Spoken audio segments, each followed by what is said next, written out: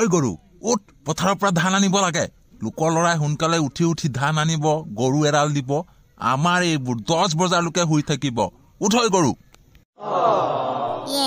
দেউতাটো মানে দেউতা তুমি নিজে নোযোৱা কিয় বহি বহি থাকোতে তোমাৰ গাটো চৰ্বি বাঢ়ি উলমি গৈছে পাছত ডাক্তৰৰ ওচৰত গৈ চৰ্বি কাটিব লাগিব বাপেৰৰ মুখে মুখে মাত দিবলৈ আহিছ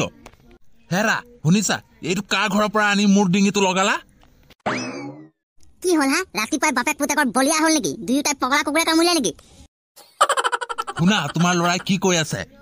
হ'ব মই সকলো শুনি আছো কোনো কম নহয় আজি নটো খাই দিম ভাবিছো আপুনি বজাৰবোৰ কৰি আনক গৈ যাওক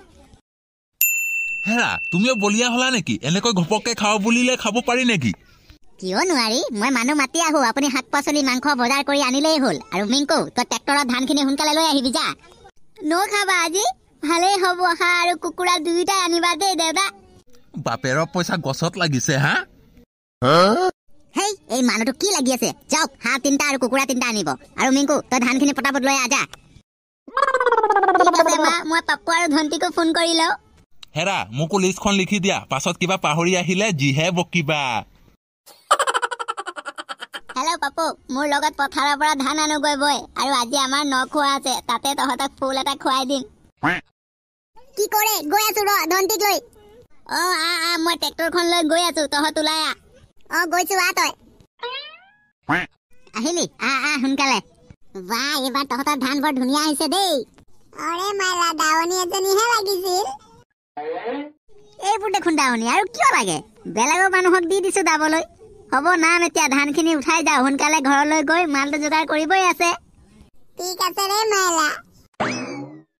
ককাই এইবোৰ মাছৰ দাম কিমান যিমান যি মাংস হলেও মাছ অলপ লাগে তেতিয়াহে খোৱাৰ দৰে লাগে দাদা বৰালি কেজি 600 টকা ৰৌ কেজি 700 টকা আপোনাক কিটো দিম কওক বৰ দাম কৰিছাহে অলপ কমাই মেলি দিবা আৰু দাদা লোকেল মাছ ইমান কম দামত ক'ত পাব তথাপিও সোণ বেচাৰ দৰেহে লাগিছে দাদা লোকেল মাছ সোণতকৈও দাম ইয়াৰ সোৱাদেই বেলেগ হ'ব দে ৰৌটোকে দে খোৱা পাতিছো কাৰণেহে নিম আৰু নহলে ইমান দাম দি মাছ খাবলৈ নাই দেই হৈ গ'ল ধান উঠাই বৈ যাও এবাৰ ঘৰ মই চলাই দে ট্ৰেক্টৰখন মাইলা পেলাই নিদিবি ৰে কৰবাত গৈ তই পাৰিবিতো চলাব কৰবাত খালত পেলাই নিদিবিগৈ আৰু মাক্কা টেনচন নলবি ধুনীয়াকৈ চলাই নিম তেনেহলে বৈ চলা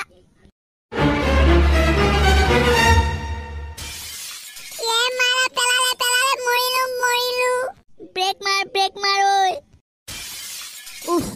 ভাল বাচিলো ঐ মই নচলা মোৰ দ্বাৰা নহৈছে ৰে মাকা দে মানুহ মাৰিবি তই হেৰা শুনিছা চাই লোৱা আহি কিবা থাকি আহিল নেকি পাছত আকৌ গালি নিদিবা মাছো আনিলে ভালে কৰিলে মই 12 ঘৰমান মাতি আহিছো ধন্তিহঁতৰ ঘৰকো মাতি আহিছো পাপুহঁতৰ অকল মাকে আহিব বোলে দেউতাক নাহে সেই কেটেলা পহটো কিয় মাতিলা চিকটাটো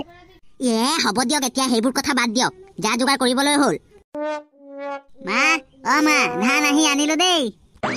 তহঁত আহিলি অলপ বহি লহি ৰবা মা আমি এফালৰ পৰা আহো গৈ বৈ আমাৰ কামটো কৰি আহো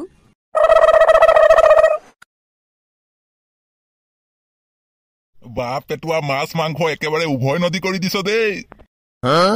আকৌ আমি চিকটা নহয় যে সেইকাৰণে ৰাইজক খাবলৈ আনি দিছো মেলেং মাংসৰ জুইকুৰা ভালকৈ দি দে নহলে ধোৱা গোন্ধাব বৰদেউতা মাংস ভাজি অকমান দিবাচোন আমাৰ তিনিওটাকে ইমান ঠাণ্ডা লাগিছে খাই ভাল লাগিব কিয় লাগে ইমান খাব মন গৈছে নে তহঁতৰ মেলেং দি দে হৌ পাতখনতে অলপ তিনিওটাকে এয়া ল খাই কবি দে কেনেকুৱা হৈছে মেলেংকা খাই কৈ আছো বঢ়িয়া বনাইছে একদম মুখত পানী আহি যোৱা আমি সেইফালে গৈ খাওঁ বৈ জুইৰ ওচৰত বেলেগ মানুহ বহিব লাগিব নহয় ভাল দেউতা সদায় সন্দেহ নকৰিলে নহলে খাবই নাপালো হয় মাইলা হ'ব দে এতিয়া মালটো ঢাল মাংসটো গৰম হৈ থাকোতেই খাওঁ কোনোবাই দেখা নাইতো চাই লওঁ ৰ নাই কোনো দেখা নাই ঢাল দেৰি নকৰ খাই বৈ ইয়াৰ পৰা যা সোনকালে পেটেলা দাদাইদেউ নকোৱা পাতিছে আজি মোক নামাতিলে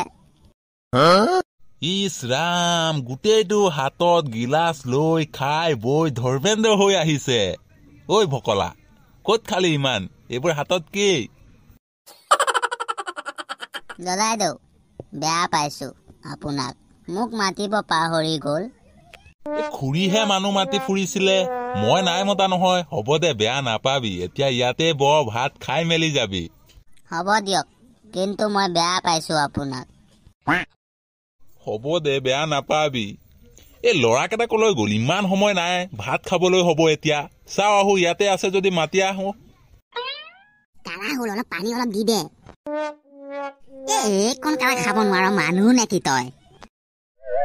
মই আৰু নোৱাৰো দেই নহ'লে ভাতে খাব নোৱাৰিম সিহঁতে মানে ঐ তহঁতে ইয়াতে এইবোৰ খাই আছহি মানে ৰদ তহঁতক মানে দাদা ধান অনা গা বিষ খোৱাৰ কাৰণেহে কালিলৈ শাস্তি পাবি এতিয়া ভাত খাবলৈ হ'ল